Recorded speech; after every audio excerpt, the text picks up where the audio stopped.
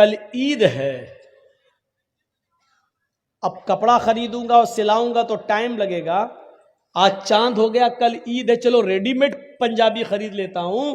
कलिया चक्के मार्केट में गया और एक रेडीमेड पंजाबी खरीदता है। उस पंजाबी की कीमत है 500 रुपए।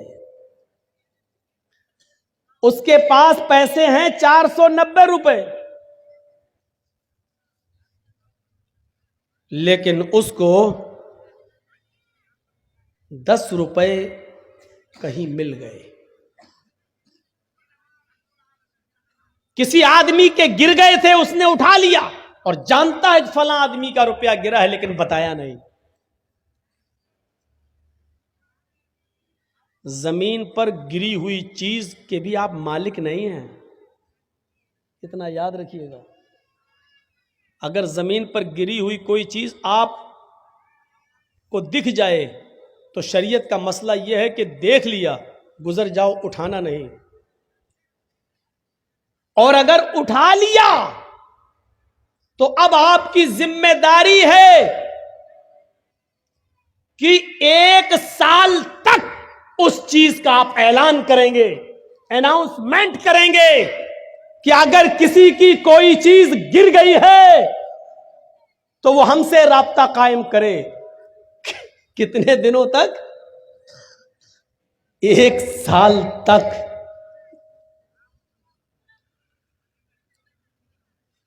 1 साल तक आप उसका अनाउंसमेंट करेंगे, 1 साल तक।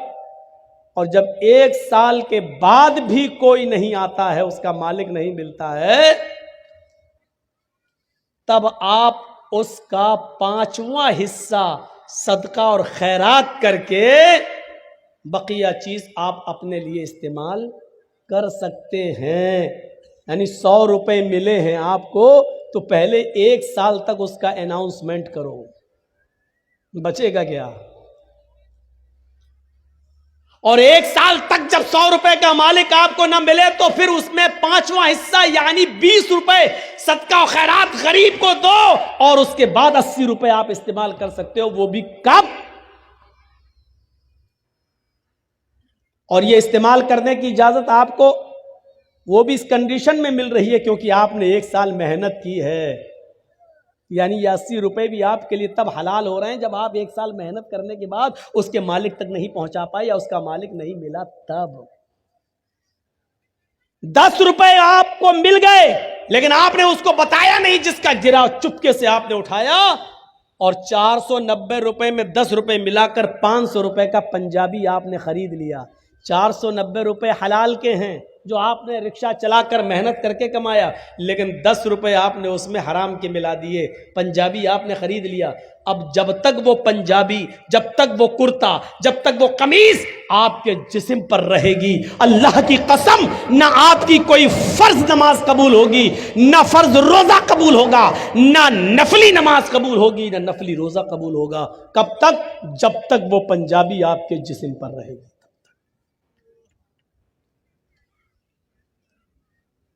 अब सोचिएगा, 490 हलाल के हैं, 10 ही उसमें मिलाए थे हमने, तो वो कमीज हमारे लिए हराम हो गई। और कलिया चक के चौराहे पर, चौरंगी पर खड़े होकर जो लॉटरी के टिकट बिकते हैं, वो एक टिकट खरीद लीजिए और अचानक धूल में लाठी लग जाए और 1 लाख, 2 लाख, 5 लाख, 10 लाख रुपए आपको मिल जाएं।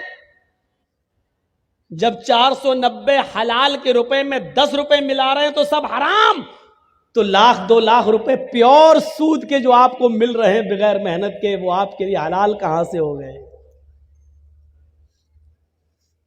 और एक मामले में आपका सुल्तानगंज भी बदनाम है, कलिया चक भी बदनाम है, मौजमपुर भी बदनाम है, लखीपुर भी बदनाम है, और इस इलाके के अक्सर गांव बदनाम है, चाहे वो बस्टम नगर हो या 16 माइल, सब बदनाम है। क्या हो? आईपीएल में सट्टा लगाना। और अभी शुरू होने वाले हैं आईपीएल मैच, एक एक बॉल पे सट्टा लगता है, एक एक बॉल पर। ये इतने विकेट ले लेगा, नहीं लिया तो इतना मेरा, ले लिया तो उतना तेरा, ये टीम जीतेगी, एक एक बॉल पर सट्टा लगता है कि दूसरे नंबर पर बॉल जो जाएगी उसमें छक्का लगेगा, उसमें चौवा लगेगा। ये हमारे अंदर ये चीजें आ कहां से गई?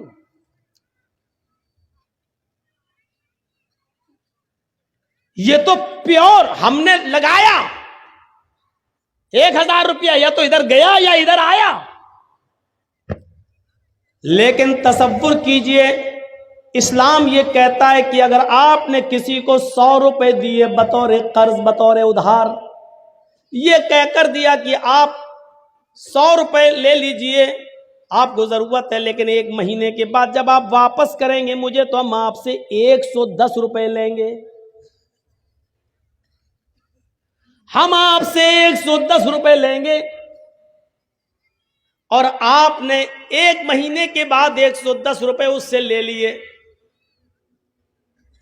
तो जानते हो ये 10 रुपए आपके पास जो आए हैं और आपने जो 10 रुपए 1 महीने के बाद ज्यादा ले लिया, आप तो सट्टे में 1,000, 2,000, 5,000, 10,000 लगाते हो IPL के। यहां तो आपने किसी की मदद की है और उस मदद के जरिए उसने 100 रुपए में कमाया और 1 महीने के बाद 110 दे दिया। वो 10 रुपए जो आपके पास ज्यादा आ रहे हैं, उस 10 रुपए के बारे में अल्लाह के नबी क्या फरमाते हैं, सुनिए, अपने माजा की रिवायत है, दिरहमु रिबा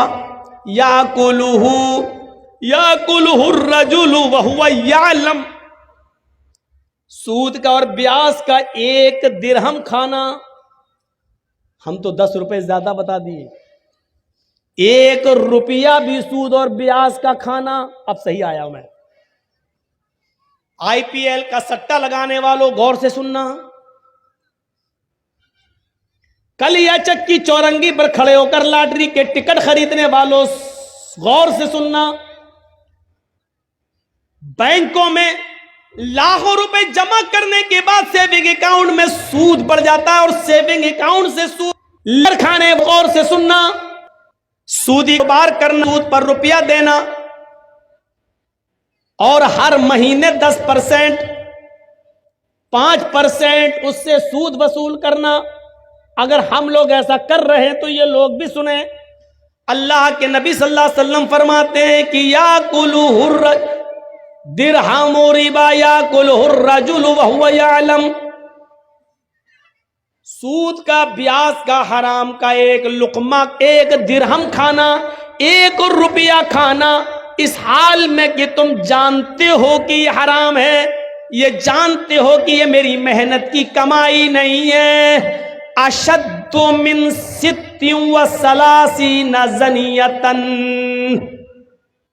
36 मर्तबा जिना करने से भी ज्यादा सख्त है। कैसा लग रहा है?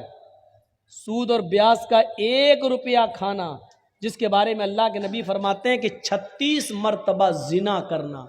ओह, जिना, जिस काम को हम सबसे ज्यादा गंदा समझते हैं, किसी की माँ, बहन, बेटी के साथ हम जिना करें, और 1 बार नहीं 36 बार जिना करना। अल्लाह के नबी फरमाते हैं 36 बार, 36 मर्तबा जिना करने से भी बड़ा और सख्त है ये काम, यानी सूद का और ब्याज का 1 रुपया खाना। और बुलाओ मौलाना जर्जीस को, इससे तो अच्छे हमारे यहां के मौलवी है, कम से कम ये सब तो नहीं बोलते। सब बोलते हैं, बोलने का अंदाज अलग अलग होता है। ये अलग बात है कि आप अपने इलाके के उलमा की बात एक कान से सुनते हैं, दूसरे कान से उड़ा देते हैं। क्यों? घर की मुर्गी दाल बराबर।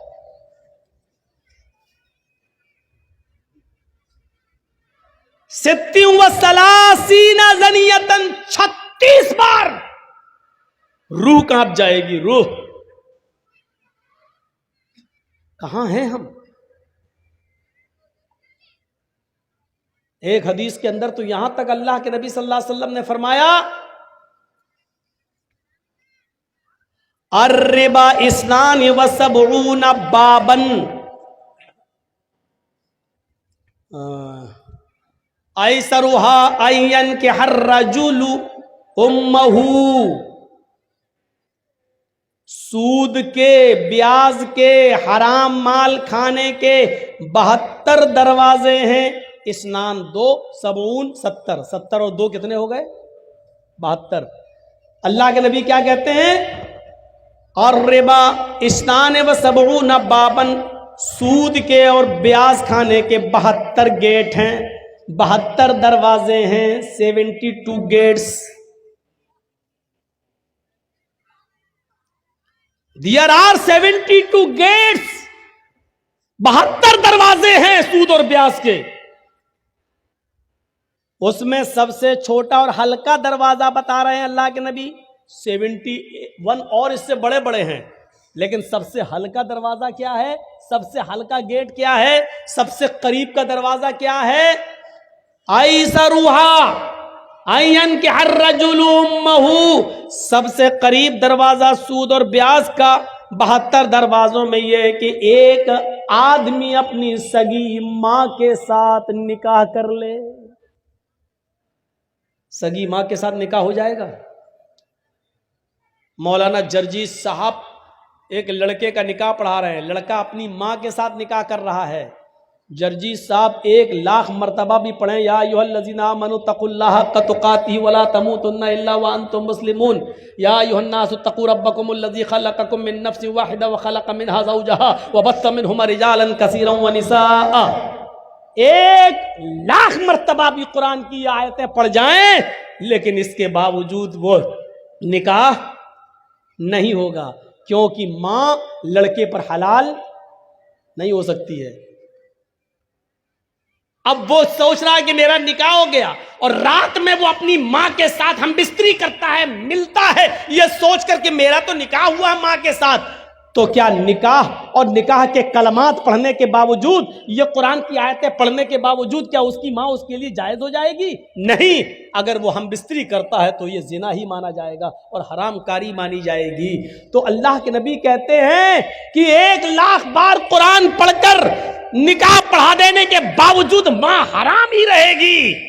आई सरुहा आयन के हर रजुलुम्महु, कि मां के साथ कोई आदमी निकाह करे लेकिन वो निकाह के बावजूद भी हरामकारी करता है। इसी तरीके से सूद और ब्याज के माल पर चाहे कितनी दुआएं पढ़ के खाओ, बिस्मिल्लाह, तो बिस्मिल्लाह कहने से हलाल नहीं हो जाएगा। सूद और ब्याज बिल्कुल सूअर के गोश्त की तरह होता है। आप लाख कहिए बिस्मिल्लाह अल्लाहू अकबर, लेकिन सूअर हलाल नहीं होगा, कुत्ता हलाल नहीं होगा। सूद और ब्याज की रकम पर कितने ही दुआएं पढ़ डालो, हलाल नहीं होगा। माँ के साथ निकाह करते वक्त कितनी आयतें पढ़ डालो, लेकिन माँ लड़के पर हलाल नहीं होगी। इतनी क्लियर बात हो गई।